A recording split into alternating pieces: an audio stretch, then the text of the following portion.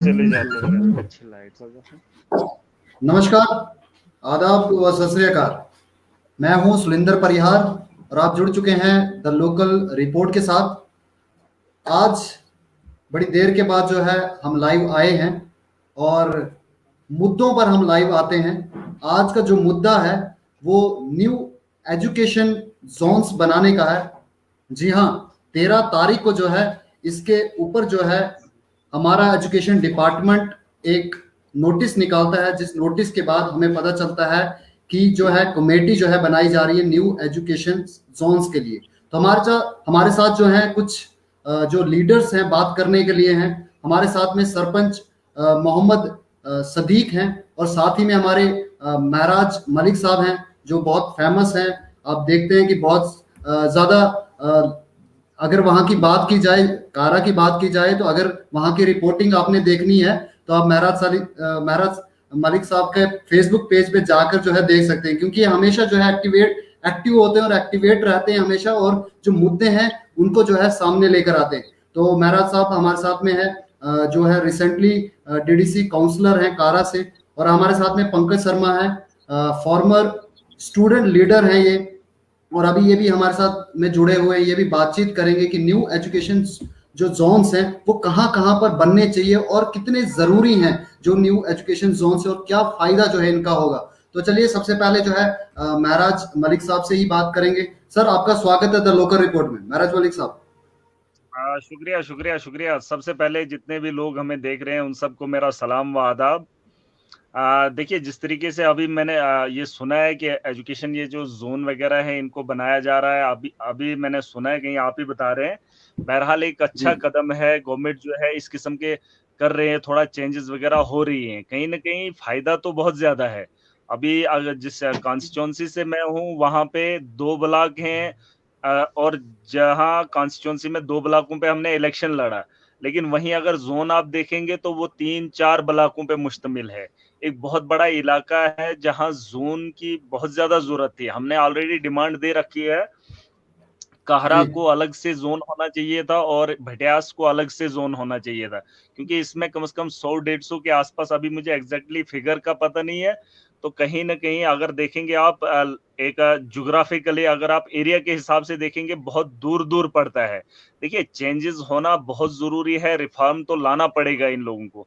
अब अगर जी कोई स्टेप उठाया जा रहा है, यहाँ पे भी पॉलिटिक्स नहीं होनी चाहिए। एरिया आपने देखना है, यहाँ हमारे आप देखेंगे टीचर जो हैं ज़्यादातर जो है ये ज़ेडीओ ऑफ़िस का रुख करते हैं। कहीं न कहीं हर महीने में एक स्कूल में एक टीचर को जो है सिर्फ़ वो जो पेपर्स वर्क होता है, और जिसमें उसे हर हफ़्ते जो है या 2 दिन के बाद ज़ेडीओ ऑफ़िस जाना पड़ता है। और अगर मैं अपने यहाँ ज़ोन की बात करूँ तो कम से कम 5, 10, 20 किलोमीटर तक चलकर जाना पड़ता है। तो कहीं न कहीं एक अच्छा स्टेप है गवर्नमेंट का। अब देखना ये है कि किन-किन जगहों में जो है ज़ोन दिया जा सकेगा। मैं अभी अपने ही यहाँ की बात करूँ तो यहाँ एक जेन्युइन डिमांड रही है, काहरा को अलग से ज़ोन होना चाहिए और भटियास को अलग से रखा जाना चाहिए, ताकि आना-जाना भी थोड़ा नज़दीक रहे। और ये जो टीचर साहिबान को जो है इन्होंने काम दे रखा है, क्योंकि इनको जो है डॉक्यूमेंट्री काम जो है बहुत ज़्यादा रहता है, और इसलिए ये हर रोज़ चलते हैं। एजुकेशन मतलब ध्यान जो है स्कूलों के अंदर तालीम को बहुत कम दिया जाता है। पिछले 1 डे 2 साल से तो लॉकडाउन ही लगा हुआ है। लेकिन जी फिर भी स्कूल तो कभी न कभी खुलेंगे, तालीम को फ़रोग़ तो मिलेगा। लेकिन उससे पहले एक ट्रैक जो बनाना बहुत ज़रूरी है। तो देखते हैं अभी ये कब तक हो जाएगा, कब तक इसकी शुरुआत होगी। लेकिन मैं चाहूँगा कि काहरा को एक अलग से ज़ोन होना चाहिए और भटियास को एक अलग से ज़ोन रखना चाहिए। जी बिल्कुल, आपकी ये डिमांड थी बहुत पहले से, इसीलिए हमने सोचा कि आपको भी जो है ये मुबारकबाद दी जाए इस लाइव में, क्योंकि आपने जो है डिमांड जो है इसके बारे में की थी। और कहीं न कहीं आज जो ये स्टेप आया तो आपने कहा कि बहुत अच्छा है, वेलकम स्टेप है। हमारे साथ में सरपंच शफीक साहब हैं काश्तीगढ़ से। इन्होंने भी आज दिन को मेरे साथ मिले और आपने देखा होगा कि जो एक बातचीत जो है इनके साथ हुई, इन्होंने भी डिमांड अपने एरिया के लिए की है। काशीगढ़ में जो है इन्होंने भी अपने एरिया में जो एजुकेशन जोन मांगा है। तो इनसे भी मैं पूछना चाहूंगा, आप क्या बताना चाहेंगे शफीक साहब? आप बताएं इस लाइव जो डिबेट है, इस लाइव डिबेट में क्या बताना चाहेंगे गवर्नमेंट को और क्या बताना चाहेंगे लोगों को? शफीक साहब। सुलिंदर जी, आपका खैर मकदम, शुक्रिया आपका। और जो हमारे महराज मलिक साहब हैं, इनको मेरी तरफ से सलाम, और पंकज शर्मा जी, इनको भी मेरे तरफ से सलाम, और जो भी लोग हमें देखने सुनने वाले हैं, सबको मेरे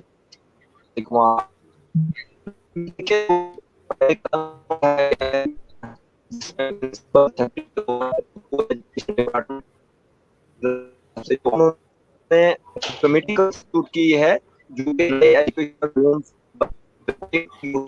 नए एजुकेशनल जोन, तो पे जो हमारे शफीक साहब, आपकी आवाज कट के आ रही है। सर तो जितना हो गया कोशिश कर रहे हैं नेटवर्क।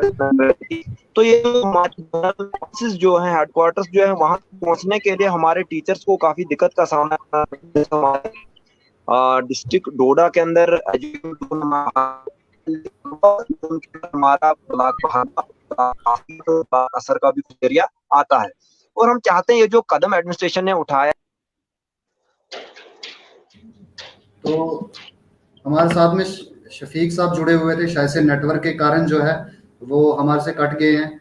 उनकी वॉइस भी जो है हमारे साथ जुड़ने की कोशिश कर रहे हैं, अभी जुड़ने की कोशिश कर रहे हैं। उनसे जब तक जुड़ाव होता है तब तक जो है पंकज सर से यही बात करेंगे। पंकज सर, आप बताएं कि आप एक स्टूडेंट एक्टिविस्ट हैं, तो जब आप स्टूडेंट लाइफ में थे तो कहीं ना कहीं एजुकेशन जोन्स को लेकर जो है प्रॉब्लम्स सामने आती थी, तो कितनी जो है डिमांड जो है ऑल इंडिया स्टूडेंट फेडरेशन ने की, और स्टूडेंट्स रिप्रेजेंटेटिव्स जितने भी थे, तो उस टाइम पे क्या ये ऐसी मांग आई थी कोई सामने, या आज जो ये स्टेप जो एडमिनिस्ट्रेशन जो गवर्नमेंट ने लिया है तो वो कितना सही और गलत है?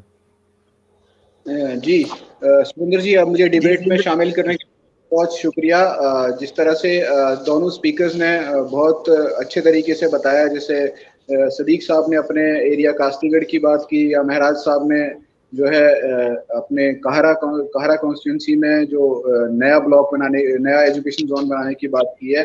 तो मैं ब्रॉडली थोड़ा बात करूंगा कि एज ए डिस्ट्रिक्ट में हम देखें तो डिस्ट्रिक्ट में जो हमारे पास जो मेजर जोन्स आ रहे हैं, जैसे कहरा, कास्तीगढ़, अस्सर और गुंदना, ये 4 जोन्स हैं। मुझे लगता है कि बहुत डेस्परेट नीड है कि इन जोन्स को बाइफरकेट किया जाए, इनको अलग करके जो है इसमें हम एक जो है एक जोन नया क्रिएट कर सकते हैं। क्योंकि जब जैसे कि महराज साहब ने टोपोग्राफी की बात की, तो हमारे डोडा डिस्ट्रिक्ट की ओवरऑल हम देखें तो टोपोग्राफी बहुत अजीबोगरीब है कि बहुत दूर दूर जो है हमारी जो पॉपुलेशन है वो बाइफरकेटेड है, अलग अलग हैमलेट्स में लोग रहते हैं, बहुत दूर दूर तक पहाड़ी एरिया में रहते हैं, और बहुत सी जगह ऐसा होता है कि 3-3, 4-4 महीने हमारे यहाँ बर्फ रहती है। तो इस कॉन्टेक्स्ट में क्योंकि दो जोन्स के बारे में ऑलरेडी बात हो चुकी है, तो मैं 2 नए जोन्स के बारे में बात करूंगा। जिस तरह से अस्सर हमारा जोन है, तो अस्सर आप देखिए कि अस्सर खुद कहाँ है, क्योंकि हमारे डोडा डिस्ट्रिक्ट की बाउंड्री पे है। डोडा डिस्ट्रिक्ट की बाउंड्री जैसे मतलब डोडा डिस्ट्रिक्ट खत्म होने को आता है तो वहां पे असर आता है, और असर आता है। तो असर, आप असर जोन का जो आप देखेंगे सिस्टम की, असर जोन कहाँ से कहाँ तक फैला हुआ है, तो असर आप देखिए पूरा जो हमारा जो डोडा में खिलैनी है, वहां से लेके असर, और उसके बाद पहाड़ी एरिया जो है, जैसे आप गोवा देख लें, मरमत देख लें, और उसके सराउंडिंग में कितना ज्यादा पहाड़ी एरिया है। तो मुझे लगता है कि एक असर जो है प्रायोरिटी पे रहना चाहिए कि असर जोन को हम बाइफरकेट करें। और दूसरा जो मेरा होम जोन है गुंदना, गुंदना जोन में मैंने अपने बचपन से ही प्रॉब्लम देखी है कि जोन तो गुंदना नाम है उसका, लेकिन जो उसका जो जेडीओ ऑफिस जो है वो जहाँ जेडीओ सर बैठते हैं वो प्रेम नगर में है। तो उसमें आप उस एरिया को भी देखिए कि टोपोग्राफिकली कितना मतलब बहुत अलग तरह का जोन है। आप देखिए गुंदना या उसके सराउंडिंग्स, मलवाना देखिए, मोहाला देखिए, जठेली देखिए, ये सब एरियाज जो हैं वो गुंदना के अंदर आते हैं। जब आपने महराज साहब ने डीडीसी कॉन्स्टिट्यूंसीज की बात की, तो उस डीडीसी कॉन्स्टिट्यूंसीज में क्योंकि लीडरान को फायदा था उसमें, तो उस एक ब्लॉक से, एक एजुकेशन जोन से उन्होंने 2 जो है डीडीसी कॉन्स्टिट्यूंसीज बनाई। लेकिन कभी इस चीज पे उनका ध्यान नहीं गया कि हमारे टीचर्स को, हमारे स्टूडेंट्स को किस तरह की दिक्कतें आती हैं और उन दिक्कतों से किस तरह से ओवरकम हो सकते हैं। क्योंकि जोन गुंदन में जब मैं देखूं तो वहां पे हमेशा ये रहता है कि अपर बेल्ट और लोअर बेल्ट, क्योंकि चलो जब हम ये मानते हैं लोअर बेल्ट यानी कि जो निकटी इलाके हैं, जो चिनाब के आसपास के इलाके हैं, जैसे हम मोहल्ला देखें या जठेली देखें, जोधपुर देखें, तो उन सब का हम समझ सकते हैं कि ठीक है, उन लोगों को इजीली अप्रोचेबल होता है। लेकिन जब हम पहाड़ी इलाकों में जाते हैं, जैसे आप देखिए आपका मलवाना है, गुंदना है, टांटना है, धड़ा है, ये सब इलाके, और धड़ा के ऊपर जो उनके उसके ऊपर की बेल्ट है, आप यकीन मानिए कि इतना ज्यादा पहाड़ी इलाका है, इतना टफ टेरेन है वहां पे कि टीचरों को मुश्किल होता है कि अगर उन्हें अभी जेडीओ ऑफिस में अप्रोच करना पड़े तो हो सकता है कि उनको अपना एक पूरा दिन उस चीज के लिए देना पड़े। तो मेरी तरफ से ये डिमांड है कि जो हमारे जो नए एजुकेशन जोन बन रहे हैं, इसमें असर को बाइफरकेट करके 2 जोन बनाए जाएं, जो हमारा गुंदना है उसको बाइफरकेट करके 2 जोन बनाए, कहरा को, बटियास को, जो भी एग्जिस्टिंग जोन है, बटियास जोन में लगभग अभी तक जो मेरे नॉलेज में है 149 स्कूल्स हैं जो विदाउट क्लबिंग, जो जिनको क्लब नहीं किया गया, तो 149 स्कूलों का एक बहुत बड़ा जोन है, उसको बाइफरकेट किया जा सकता है। इवन की भलेसा को भी बाइफरकेट करने के बारे में सोचा जा सकता है। तो जैसे कि सरपंच साहब ने कहा कि भागवा और कास्तीगढ़ को भी अलग करने की जरूरत है, तो मुझे लगता है कि इस पे जो है हमारी जो नई कमेटी बनी है उनको बहुत गौर फरमाने की जरूरत है। और मेरी दोनों जो हमारे साथ स्पीकर जुड़े हुए हैं, क्योंकि ये बहुत दोनों लीडर हैं अलग अलग आइडियोलॉजीज के, तो मुझे लगता है कि मेरी इनसे रिक्वेस्ट रहेगी कि जो ये कमेटी है इनके ऊपर सख्त नजर रखी जाए, और जो हमारे जो नए, जहाँ पे रिक्वायर्ड जो नए एजुकेशन जोन है उनको क्रिएट किया जाए। Thank you. जी बिल्कुल, आपने टोपोग्राफी की बात की और महाराज सर ने भी यही बात की थी। वो टर्म्स ऑफ रेफरेंस में इस नोटिस में भी लिखा हुआ है कि topography of the area and boundaries of the community develop blocks. तो ये जो बात कही गई है इसके अंदर, इस टर्म ऑफ रेफरेंस के अंदर कही गई है, तो कहीं ना कहीं इन सब चीजों को देखकर ही शायद से जो है ब्लॉक बनाया जाएगा। जो एक मेंबर्स है इसके अंदर, एक कमेटी है, पूरी कमेटी जो है आएगी और वो जो है देखेगी कि कहाँ पर क्या है। लेकिन पंकज सर, आप मुझे ये बताएं कि कितना फायदा जो है लोगों को। थोड़ा मैं यहाँ आपकी बात को रोकना चाहूंगा। जी जी, हेलो, बताएं सर, बताएं। हाँ सुलेंद्र भाई, पंकज शर्मा जी ने अच्छी बात रखी यहाँ पे बहुत। ये तो टोपोग्राफी के बारे में जानते हैं, एरियाज को भी जानते हैं, बहुत अच्छी बात है, हमें भी अच्छा लगा। बहुत सारी जगहों के नाम तक मैं नहीं जानता हूँ, क्योंकि पूरा डिस्ट्रिक्ट घूमना हमारे लिए मतलब छोटी बात नहीं है। जम्मू कश्मीर का सबसे बड़ा, अगर एरिया के हिसाब से देखा जाए तो बहुत बड़ा डिस्ट्रिक्ट है। मुझे बहुत कम नाम मैं जानता हूँ, ये जो जोन के नाम है ज्यादातर मुझे पता नहीं है, लेकिन बहरहाल इनका पूरा नॉलेज है इनके बारे में, अच्छी बात रखी। लेकिन सवाल ये नहीं है कि कहाँ कहाँ बनना चाहिए, सवाल ये है कि जो टीम आई हुई है वो क्या करेगी, क्या वो उन जगहों को जो है जोन दे पाएगी या उस पे काम करेगी, सवाल ये है। अभी हमारा डिस्कशन करने का कोई फायदा नहीं रहता है, क्योंकि जो टीमें यहाँ पर बनती हैं वो मफाद परस्त लोग होते हैं, चाहे आप बड़े से बड़ा आदमी देखो। इसलिए मैं हर बार कोसता हूँ एडमिनिस्ट्रेशन को, क्योंकि ये लोगों के हित की बात करते ही नहीं है। जहां से इनको अपना मफाद दिखता है या कुछ लोग उनके पास चले जाएं, उन्हीं की बात को सुना जाता है। परसों की बात मैं आपको बताऊंगा, डिलिमिटेशन की एक टीम आती है दिल्ली से। अगर महराज मलिक डिस्ट्रिक्ट डोडा के गांवों को नहीं जानता है, तहसीलों को अच्छे से नहीं जानता है, तो दिल्ली से एक टीम आती है, 2 मिनट वो हमारी बात सुनती है। तो मुझे बताओ, जो लोग यहाँ के हैं उनको इस बारे में इल्म नहीं है, तो वो 2 मिनट का वक्त कैसा होगा उन लोगों के लिए, है ना।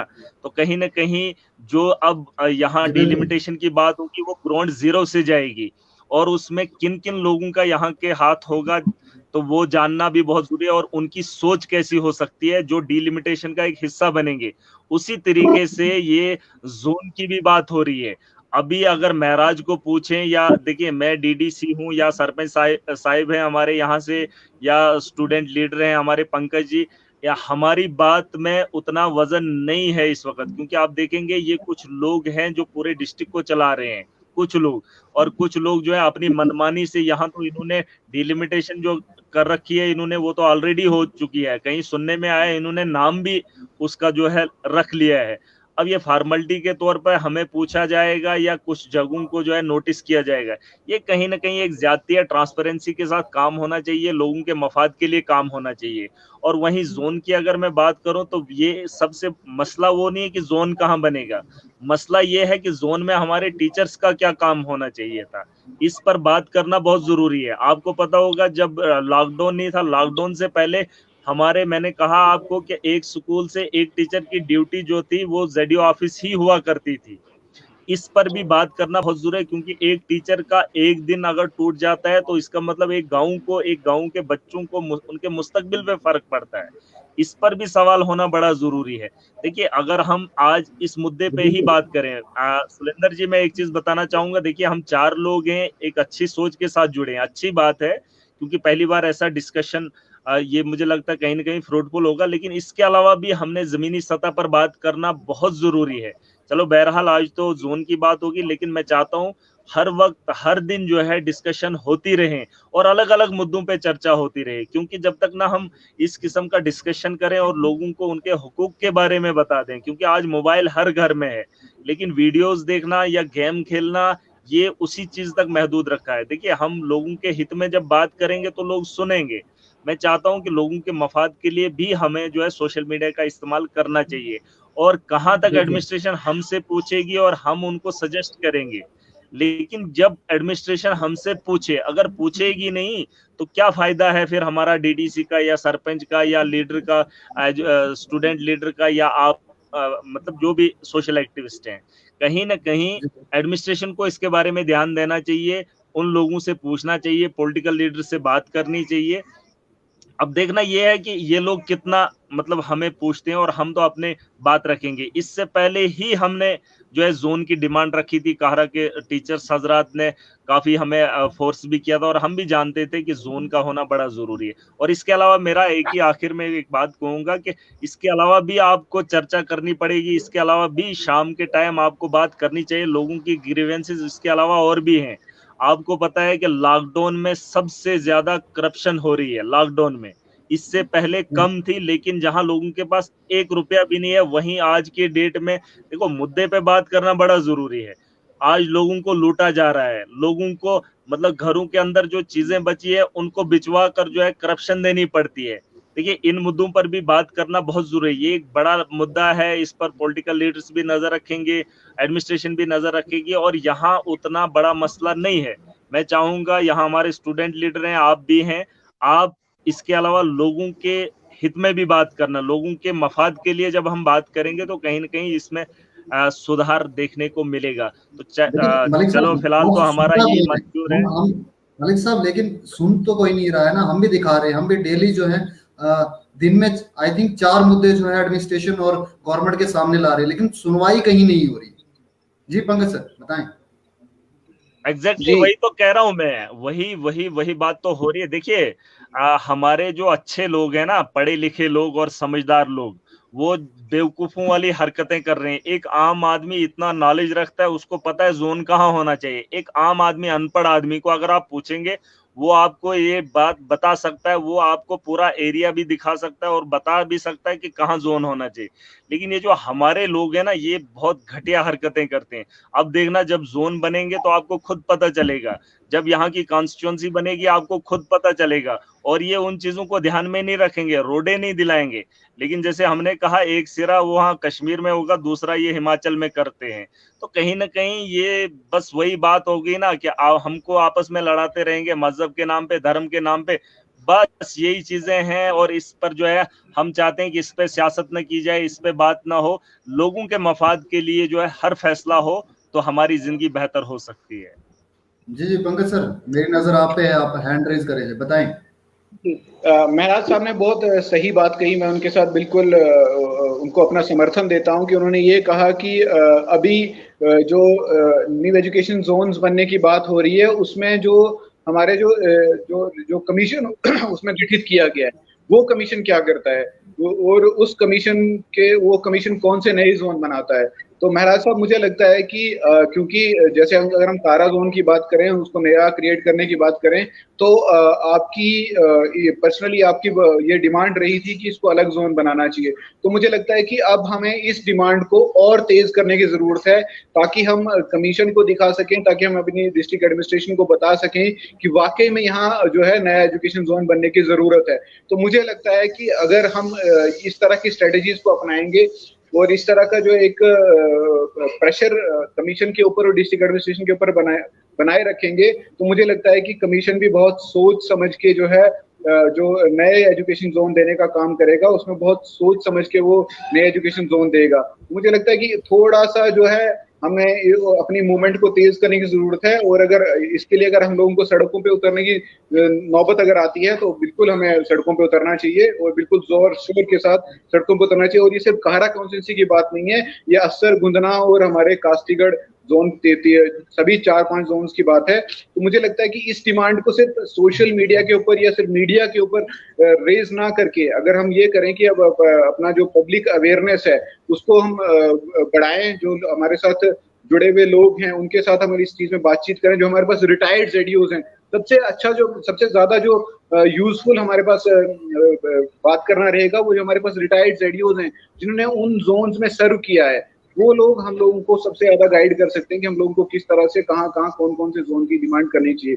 तो जैसे बटियास जोन है, बटियास जोन में फानी साहब शायद अभी लेटेस्ट ही कुछ देर पहले वो रिटायर हुए, तो हम उन लोगों की मदद भी ले सकते हैं। और ये सिर्फ इरेस्पेक्टिव कारा की बात नहीं है, जहां जहां हमें नए जोन क्रिएट करने की जरूरत है, वहां सभी जो है मोअज़्ज़िज़ शहरी और जो हमारे जो लोग हैं, जो हमारा कैडर है, जो हमारे साथ जुड़े हुए लोग हैं, उन सबके साथ अगर हम मिलकर बातचीत करेंगे और इस डिमांड को जोर शोर के साथ उठाएंगे, तो बिल्कुल ऐसा हो सकता है। और दूसरी बात मैं इसमें ऐड करना चाहूंगा, कमीशन अगर जो पब्लिक है उसके अगेंस्ट अगर कोई डिसीजन देता है, मान लो कि वो भाला या भदरवा जैसे छोटे जोन्स को बाइफरकेट कर देता है, तो फिर उसके लिए तो हमारे पास जो है डेमोक्रेटिक राइट है कि उसमें हम सड़कों पे उतर सकते हैं, सड़कों को हिट कर सकते हैं। तो मुझे लगता है कि कमीशन उसके बाद अपने डिसीजन को चेंज करेगा।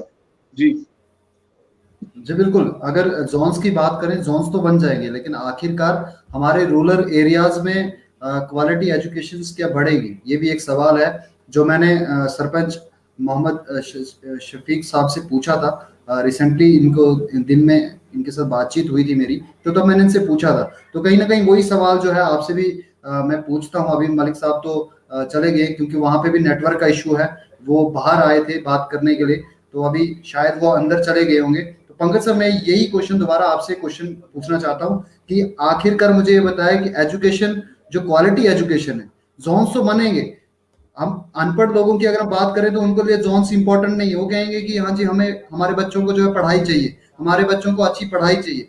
लेकिन हमने देखा है कि जैसे शफीक साहब ने एक बहुत अच्छी बात कही थी कि एक टीचर जो है 200 या 300 बच्चों को पढ़ाता है, और वो भी बार बार उसी क्लासेस, एक ही क्लास, 5 क्लासों को मतलब जो है बार बार वही पढ़ाता है, और एक बंदा जो होता है वो क्या क्या करेगा, उसको जो है बाकी चीजें भी दे दी जाती है। तो कैसे सुधरेगा हमारा एजुकेशन सिस्टम, कैसे क्वालिटी एजुकेशन सुधरेगी? पंकज सर।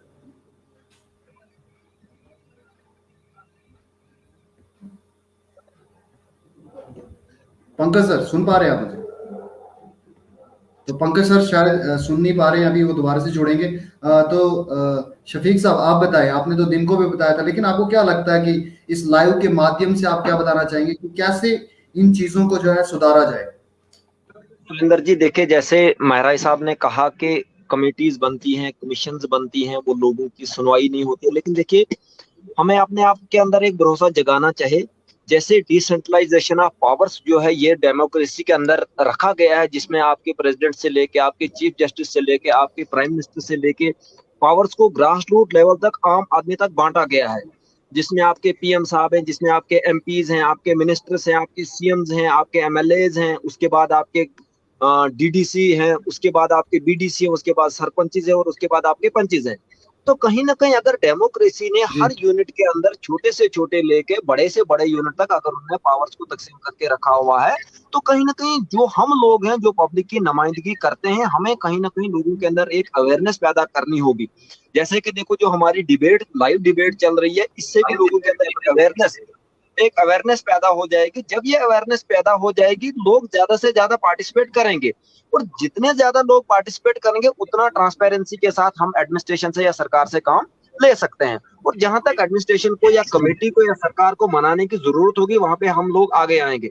जैसे ही सुबह हमने ये ऑर्डर पढ़ा कि ऑर्डर निकला है for creation of new educational zone, हमारा जो sarpanches and panches association block Kastigarh है, तो हम सब लोगों ने मिलकर एक ही मशवरा किया है कि हम कल की डेट में एक जगह बैठेंगे, जहां पे हम कंप्लीटली डिपार्टमेंट के जो एक्सपर्ट लोग हैं उनसे भी मशवरा करेंगे, सरपंचेज को बुलाएंगे, अपने पंचेज लोग को बुलाएंगे, और हम एक ये रोड मैप तैयार करेंगे कि हमारा जो एजुकेशनल जोन होना चाहिए उसके अंदर कितना एरिया आना चाहिए और उसके अंदर क्या सबसे बेहतर रहेगा।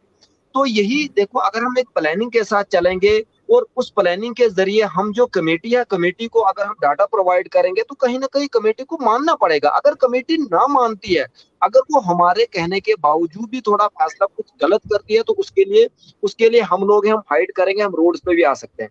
उसके बाद सुरेंद्र जी, जो आपका क्वेश्चन था जिसमें आपने ये कहा कि अगर एजुकेशन जोन्स नए बनाए जाते हैं, क्या उनसे हमारा क्वालिटी एजुकेशन बढ़ेगा? देखिए जी, फिलहाल तो जोन्स बनाना एक अलग बात है, और क्वालिटी एजुकेशन को बढ़ाने के लिए एक इंफ्रास्ट्रक्चर की जरूरत है, जिसमें सबसे पहले आपको अकोमोडेशन के लिए स्कूल बिल्डिंग्स का होना जरूरी है, लाइब्रेरीज का होना जरूरी है, लैब्स का होना जरूरी है, स्टाफ का होना जरूरी है। ये सब चीजें एक एजुकेशनल इंफ्रास्ट्रक्चर के अंदर आती है। उसके बाद फिर जोन्स का होना भी बहुत जरूरी है। अगर ये सारा इंफ्रास्ट्रक्चर हम प्रोवाइड कर पाएंगे, एजुकेशन डिपार्टमेंट अगर ये सारा इंफ्रास्ट्रक्चर प्रोवाइड कर पाएगी, तो जो क्वालिटी एजुकेशन जो है उसको कुछ ना कुछ एक्सपोजर मिलेगा। तो अगर ये इंफ्रास्ट्रक्चर प्रोवाइड नहीं हो पाएगा, तो क्वालिटी एजुकेशन को कोई भी एक्सपोजर नहीं मिलेगा। जोन्स बढ़ाने से कोई फायदा नहीं हो। हाँ, ये एक खुशाइन कदम है कि जोन्स जब बढ़ेंगे, कहीं ना कहीं इससे क्वालिटी एजुकेशन को एक्सपोजर मिलेगा, लेकिन तब तक एक्सपोजर कंप्लीटली नहीं मिलेगा जब तक ना पूरे इंफ्रास्ट्रक्चर को अच्छी तरह से डेवलप किया जाएगा और अप टू द मार्क इसको बनाया जाएगा। जी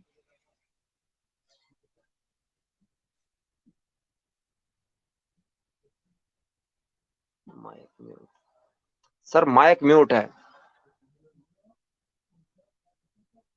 जी जैसे जैसे मैंने दिन को ही आपसे बातचीत की थी कि इस चीज में हम लोग भी जिम्मेदार हैं, क्योंकि कहीं ना कहीं हम अगर प्राइवेट की बात करें तो प्राइवेट चीजों को जो है हम संभाल के रखते हैं या उसमें क्वेश्चंस करते हैं, उनसे पूछते हैं, हम पैसा देते हैं जहां पर, तो हम उनसे पूछते हैं। तो कहीं ना कहीं जो फ्री की चीज लोगों को मिलती है, ये भी चीजें हमने देखी, क्योंकि उसको जो है फ्री का समझते हैं और तोड़फोड़ करने लगते हैं कि आखिरकार ये हमारा थोड़ी, ये फ्री का है तो तोड़ो इसको। तो प्राइवेट स्कूल को डैमेज नहीं होता और गवर्नमेंट स्कूल को डैमेज करते हैं, लेकिन कहीं ना कहीं वो भी हमारा पैसा होता है, वो हमारा घर होता है, हमें वो चीजें समझनी चाहिए। लेकिन फिर भी लोग नहीं समझते हैं, बहुत सारे लोग ऐसे हैं। तो इनके ऊपर क्या कहेंगे आप?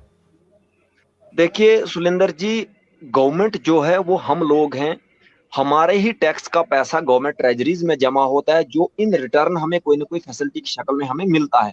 देखिए, जब तक ना ये अवेयरनेस हम आम आदमी से लेके, खास करके जो जिन लोगों का, जो भी हिंदुस्तान के अंदर लोग रह रहे हैं, वो कहीं ना कहीं गवर्नमेंट बनाते हैं, कहीं ना कहीं उनका ही टैक्स का पैसा सरकारी खजाने में जाता है, वहां से हम लोगों को फैसिलिटीज मिलती है, और हम उस पैसे को, अक्सर लोगों की ये सोच है कि ये सरकारी पैसा है। अगर हम इस पैसे को ये समझें कि ये हमारा पैसा है, हमारी फैसिलिटीज के ऊपर इसे इस्तेमाल किया जाता है और हम इसका बहुत बेहतरीन इस्तेमाल करेंगे, जब तक ना हम ये सोच लोगों के अंदर डेवलप कर पाएंगे, जब तक ना हम लोगों के अंदर इस अवेयरनेस को पैदा कर पाएंगे, तब तक जो है हमारा, चाहे सरकारी कोई भी अदारा है, कोई भी डिपार्टमेंट है, वो कामयाब नहीं हो पाएगा। हमें ये जो अवेयरनेस है लोगों के अंदर पैदा करनी पड़ेगी, ताकि हम सरकारी चीज को अपनी चीज समझे और उसके बाद हम इन चीजों में कामयाब हो सकते हैं। जी जी, पंकज सर हमारे साथ है। मैं इनकी जो है, क्योंकि शफीक साहब से दिन को भी बात हुई थी इस बारे में। पंकज सर, मैंने आपसे पहले भी क्वेश्चन किया था, लेकिन अभी फिर से रिपीट जो है क्वेश्चन करता हूँ कि मुझे ये बताया कि अगर रूरल एरियाज के अंदर क्वालिटी एजुकेशन को जो है अगर सही करना है, तो क्या इन जोन से क्या फायदा मिलेगा, और दूसरा, क्या हमारा क्वालिटी एजुकेशन जो है वो सुधर पाएगा? पंकज सर। जी, देखिए, जैसे अगर हमारे पास न्यू एजुकेशन जोन्स बनते हैं, तो ऑब्वियस सी बात है, हमारे पास जो है, जो एक जेडी ऑफिस पे या जो एक उस पर्टिकुलर एरिया के ऊपर जितना लोड होगा, वो लोड कम होगा। हमारे पास हो सकता है कि टीचर की रिक्रूटमेंट जो है वो बढ़ जाए। ये भी देखा जा सकता है कि जो नए स्कूल्स हैं, नया इंफ्रास्ट्रक्चर हमारे पास डेवलप हो।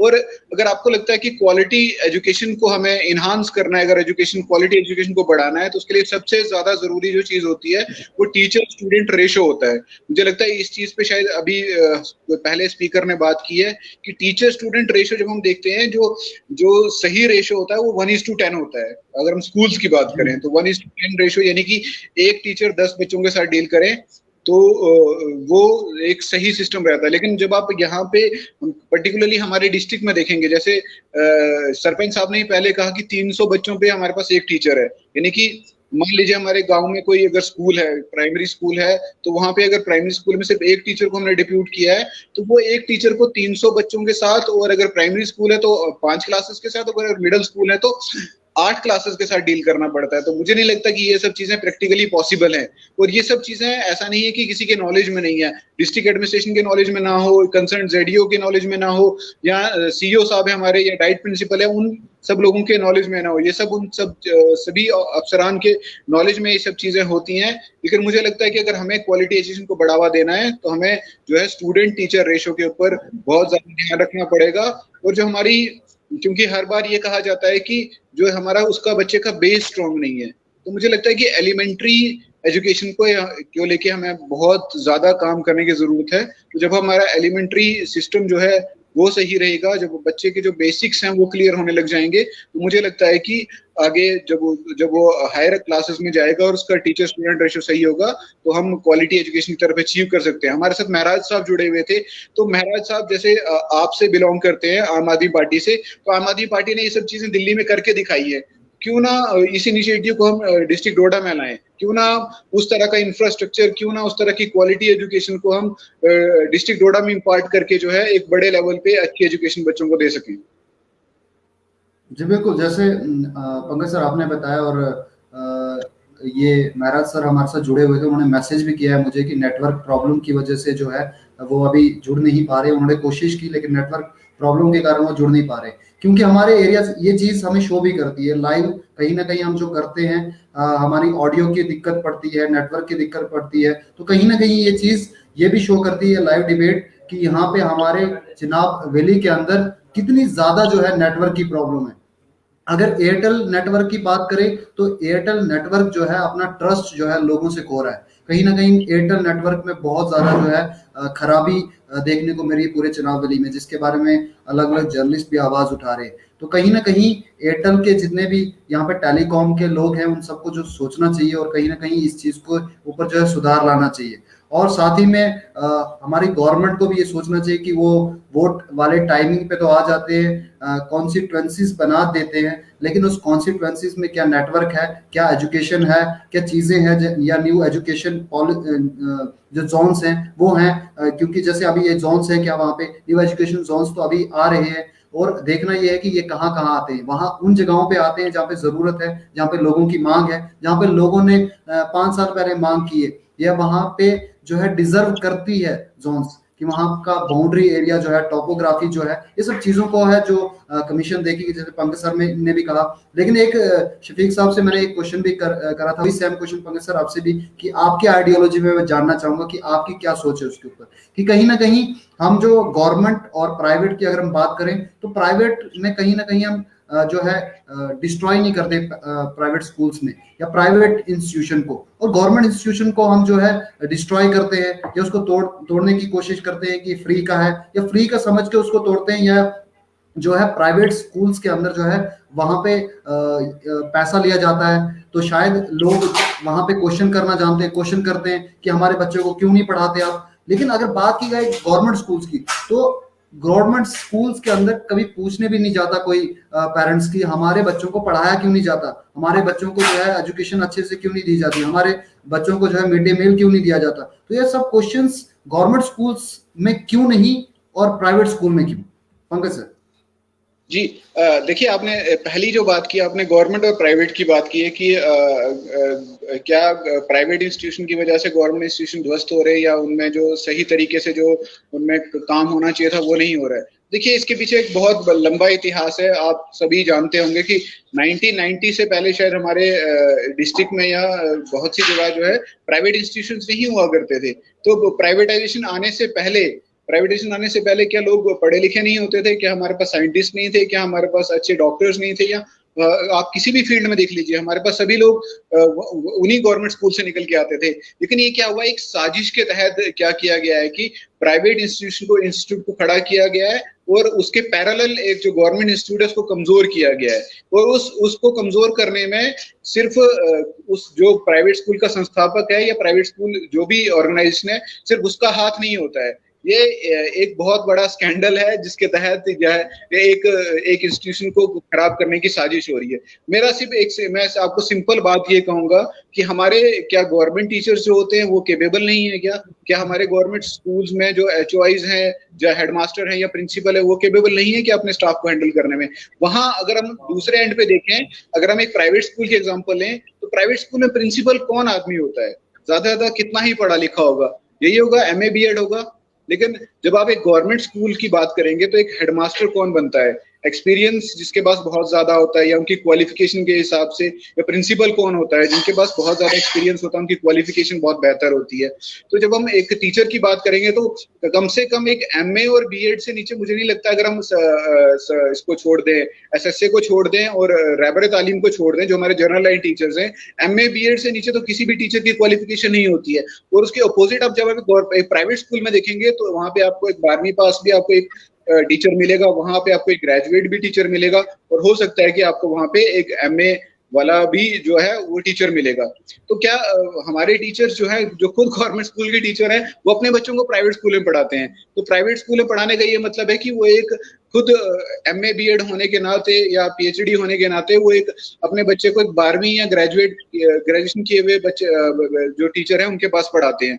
तो हमें ये देखने की कमी है, क्या एक गवर्नमेंट स्कूल का प्रिंसिपल या हेडमास्टर एक स्कूल को बहुत अच्छे से कंट्रोल नहीं कर सकता है? या जब दूसरी तरफ हम देखें, जो एक प्राइवेट स्कूल के प्रिंसिपल हैं, वो किस तरह से स्टाफ की जो अटेंडेंस है या बाकी सब चीजें, या क्लास में वो किस तरह से उनकी परफॉर्मेंस क्या है, कि परफॉर्मेंस बेस पे जो है उनकी सैलरी हाइक होती है। तो मुझे लगता है कि थोड़ा सा जो है हमारे जो HOIs हैं, हेडमास्टर्स हैं, प्रिंसिपल हैं, उन सबको थोड़ा स्ट्रिक्ट होने की जरूरत है, उनको अपनी चेयर को स्ट्रॉन्ग करने की जरूरत है। और वहीं दूसरी तरफ से जो एक रिस्पॉन्सिबिलिटी फिक्स करने की जरूरत है सभी टीचर्स की।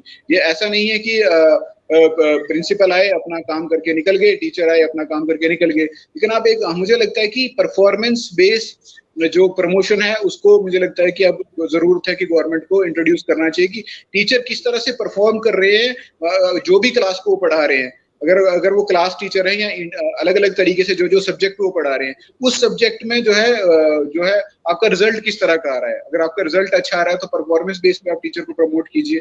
तो इस तरह की जो नई चीजें हैं उनको मुझे लगता है कि अपना के हम जो है एजुकेशन सिस्टम को एक बेहतर रास्ते पे ले जा सकते हैं। बिल्कुल।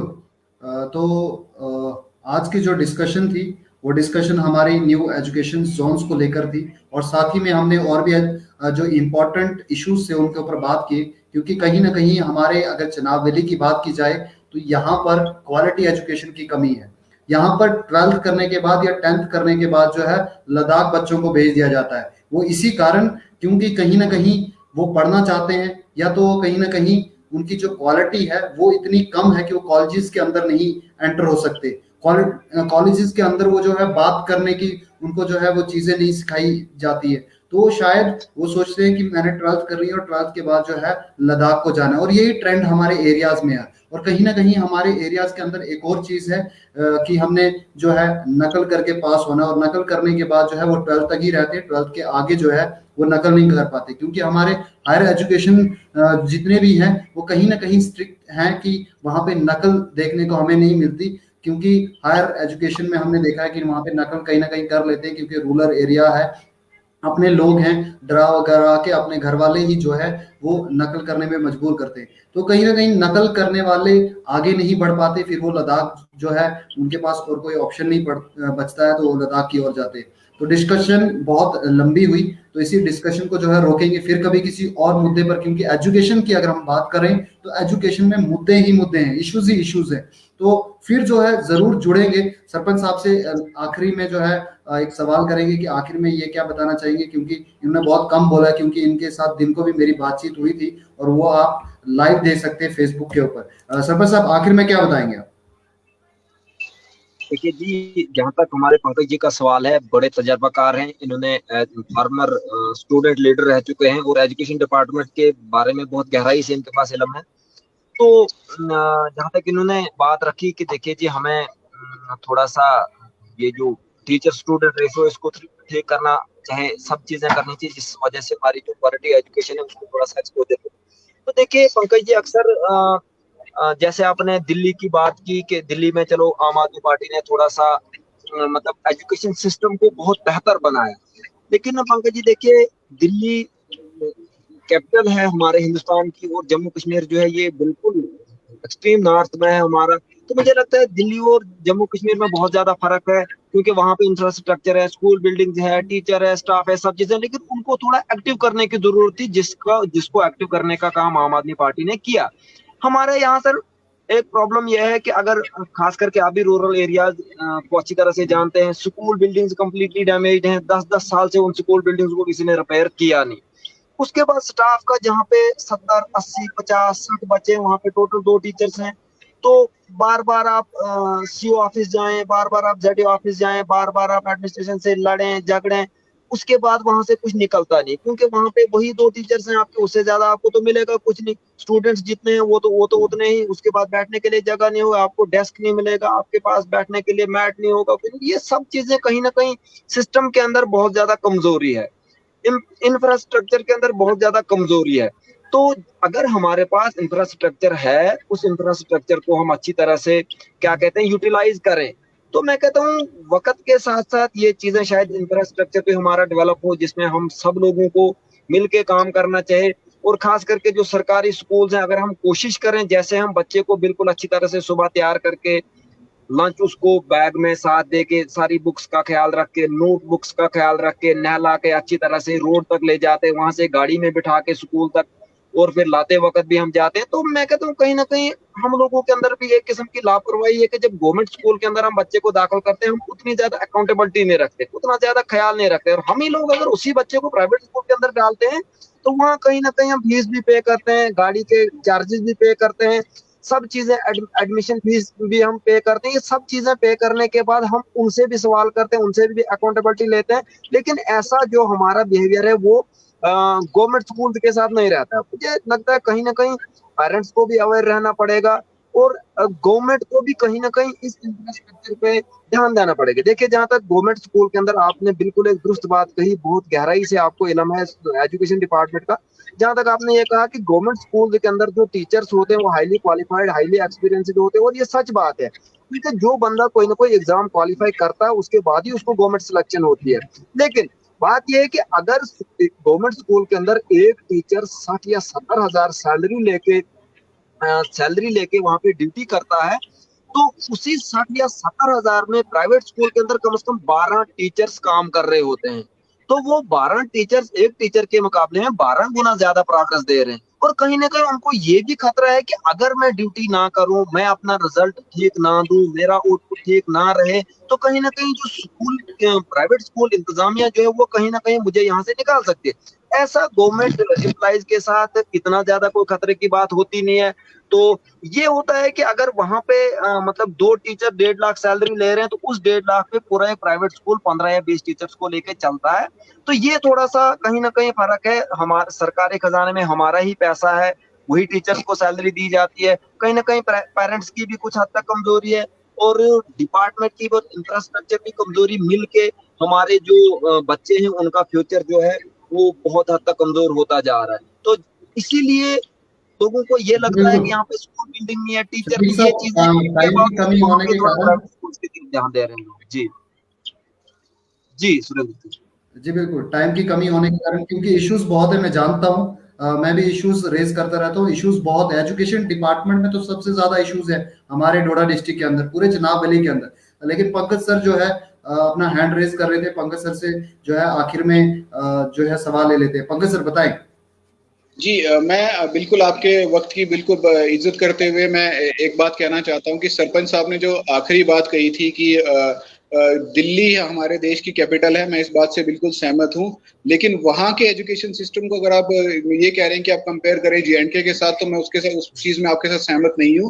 क्यों? क्योंकि दिल्ली में अगर आप देखेंगे पिछले 10 और 12 साल का जब आप डाटा निकाल के देखेंगे गवर्नमेंट स्कूल्स का, उनके इंफ्रास्ट्रक्चर का या उनकी पढ़ाई का या उनके पास परसेंटेज का, तो उसमें आपको बहुत ज्यादा डिफरेंस नजर आएगा। देखिए, मैं आम आदमी पार्टी का समर्थक नहीं हूं, मैं एक अच्छी पॉलिसी मेकर का समर्थक हूं। मुझे लगता है कि जो पॉलिसीज हैं वहां पे, देखिए मैं आपको बता दूं कि ऐसा नहीं है कि हमारे यहाँ इंफ्रास्ट्रक्चर के लिए पैसा नहीं आता है। हमारे यहाँ ऐसा नहीं है कि हमारे पास कंप्यूटर लैब्स, डेस्क वगैरह उन सब चीजों के लिए पैसा नहीं आता है। समग्र शिक्षा हर एक चीज के लिए हर साल पैसा प्रोवाइड करता है। अब ये है कि हम लोग जो हम लीडर्स हैं, मुझे लगता है पर्टिकुलरली जो पंचायती राज इंस्टीट्यूशन के सीनियर्स हैं, उन लोगों को इस चीज का खास ध्यान रखना चाहिए कि अगर एक स्कूल की लागत इतनी है और उस स्कूल में इतना सारा पैसा लगा है, क्या उसमें जो हम सीमेंट लगा रहे हैं उसका रेशो क्या है, क्या जब वहां पे हम टीन छत पे लगा रहे हैं वो टीन किस तरह से लगाया गया, उस टीम को किस तरह से जोड़ा गया है। लेकिन दुर्भाग्य की बात यह है कि हमारे खुद के लोग, हमारे खुद के पंच और सरपंच लोग जब कॉन्ट्रैक्टर के साथ मिल जाते हैं, कॉन्ट्रैक्टर के साथ मिलके वो लोग उसमें कमीशन खाते हैं, और वो कमीशन खाने का नतीजा ये होता है कि हमारा इंफ्रास्ट्रक्चर अभी तक पीछे है। और मुझे लगता है कि अगर हम इस चीज को ठीक करेंगे, मैं पंचों और सरपंचों को या पंचायती राज को ब्लेम नहीं कर रहा हूं, मैं ये कह रहा हूं कि हम सब लोगों को मिलके, इवन की आम जनता को मिलके, जितना भी एक स्कूल के लिए पैसा आ रहा है, चाहे वो इंफ्रास्ट्रक्चर हो, चाहे वो उसके लिए लाइब्रेरी हो, लेबोरेटरी हो, कंप्यूटर हो, जो भी चीज स्कूल के लिए आती है, उस चीज के ऊपर पूरी नजर रखी जाए कि कितना पैसा कहाँ पे लगा दिया जा रहा है। और सरकार, देखिए सरकार कोई भी सेंटर में सरकार हो, वो सरकार कभी किसी का फंड कट नहीं करती है, स्पेशली एजुकेशन में। अगर फंड कट कहीं भी होता भी है तो उतना सारा पैसा दिया जाता है कि जिससे सभी लोग सरवाइव कर पाए। तो समग्र शिक्षा, मैं बार बार रिपीट कर रहा हूं, समग्र शिक्षा हर बार, हर साल, हर एक स्कूल की लिस्ट बनाती है कि उस स्कूल में किस चीज की कमी है और वो उसकी चीज हम सभी जो स्कूलों को प्रोवाइड करें।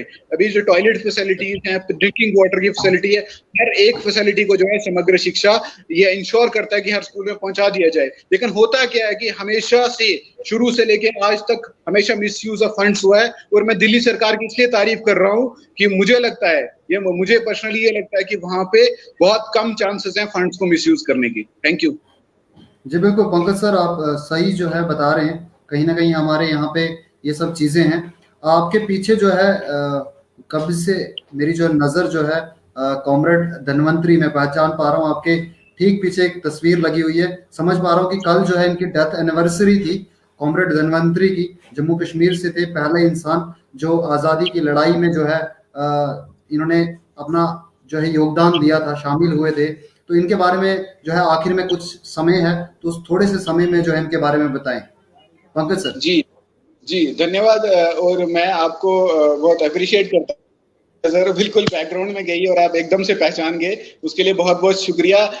देखिए, जब भारत की आज़ादी का वक्त था, उस आज़ादी के समय में जम्मू कश्मीर क्योंकि एक प्रिंसली स्टेट थी, तो जम्मू कश्मीर को भारत की आज़ादी से कोई खास फर्क नहीं पड़ता था। लेकिन धनवंतरी, कॉमरेड धनवंतरी एक ऐसे इंसान थे जो जम्मू कश्मीर को रिप्रेजेंट कर रहे थे, और वो भगत सिंह के साथ जाके फाइट कर रहे थे, देश की आज़ादी में लड़ाई लड़ रहे थे, और उसके बाद उनको काला पानी की सजा हुई थी। तो उनका जो बहुत लंबा चौड़ा इतिहास है, मुझे लगता है इस पे अगर हम बहुत लंबी बातचीत करें तो बहुत टाइम हमारे पास नहीं रहेगा। लेकिन मैं सिर्फ ये कहना चाहूंगा कि उनकी याद में जो है जम्मू के त्रिकुटा नगर में एक पार्क है जहाँ पे उनका स्टैचू लगाया गया है, और जम्मू यूनिवर्सिटी की जो सेंट्रल लाइब्रेरी है वो इन्हीं के नाम से है। और उसके बाद जब वो जम्मू कश्मीर में वापस आए, जम्मू कश्मीर में वापस आने के बाद वो पॉलिटिकल एडवाइजर रहे उस टाइम, जो हमारे पास फारूक अब्दुल्ला के फादर जो थे, शेख अब्दुल्ला, उनके पॉलिटिकल एडवाइजर रहे, और जो J&K का झंडा था उसको डिजाइन कर रहे, वो नया रोल निभाया।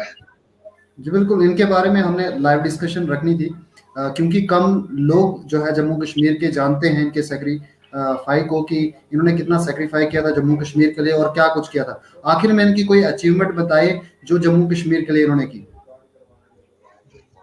जैसे आप जानते हैं कि जम्मू कश्मीर में शेख अब्दुल्ला साहब ने लैंड रिफॉर्म्स किए थे। तो लैंड रिफॉर्म्स का जो उसके पीछे जो माइंड था, जो उसके पीछे सोच थी, वो सिर्फ धनवंतरी जी की थी। और धनवंतरी जी ने, जैसे आप जानते हैं कि लैंड रिफॉर्म्स के बाद क्या हुआ कि जो भी किसान खेत को जोता था, जो है वो उसके खेत का मालिक हो गया। तो ये एक बहुत रेवोल्यूशनरी कदम था, जिसमें जो जम्मू कश्मीर के गरीब किसान थे, उनके लिए बहुत रेवोल्यूशनरी कदम था। और उसमें उन्होंने ये जिस ड्राफ्ट को तैयार किया, उसके बाद अब्दुल्ला साहब ने इसको रिलीज किया, उसके बाद से जो जम्मू कश्मीर के किसान थे वो खुशहाल हो गए।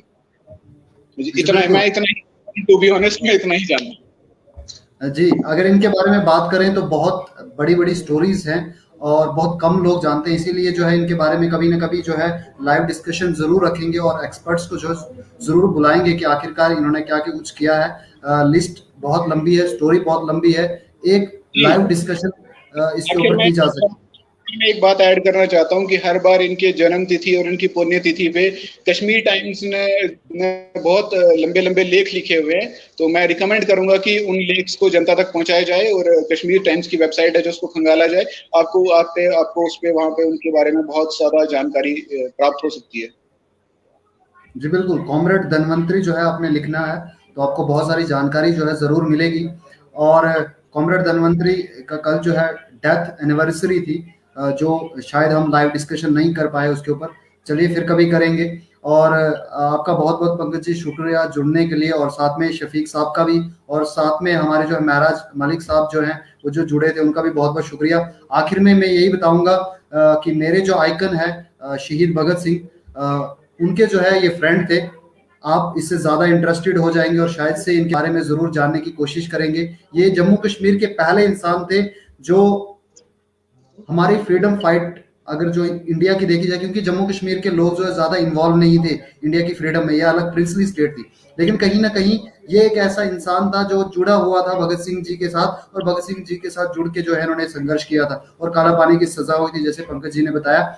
तो ऐसे जैसे इंसान के बारे में पढ़ने के लिए, कॉमरेड धनवंतरी जी के बारे में पढ़ने के लिए आपको जो है जरूर जो है बुक्स भी बहुत सारी है, और इंटरनेट आपके पास है आज, तो आप गूगल कर सकते हो और गूगल करके आपके पास बहुत सारी जो इन्फॉर्मेशन जो आ जाएगी। आप जितने भी व्यूवर्स जो इस लाइव डिबेट को देख रहे थे, लाइव डिबेट जो थी न्यू एजुकेशन जोन्स के ऊपर थी। अब देखना यह है कि न्यू एजुकेशन जोन्स कहाँ कहाँ बनते हैं, और बनते हैं तो जरूर आपके सामने जो है ये खबर भी लेके आएंगे। तो इजाजत दीजिए, फिर किसी लाइव डिबेट में आपके साथ मुलाकात होगी। जय हिंद, इनकलाब जिंदाबाद।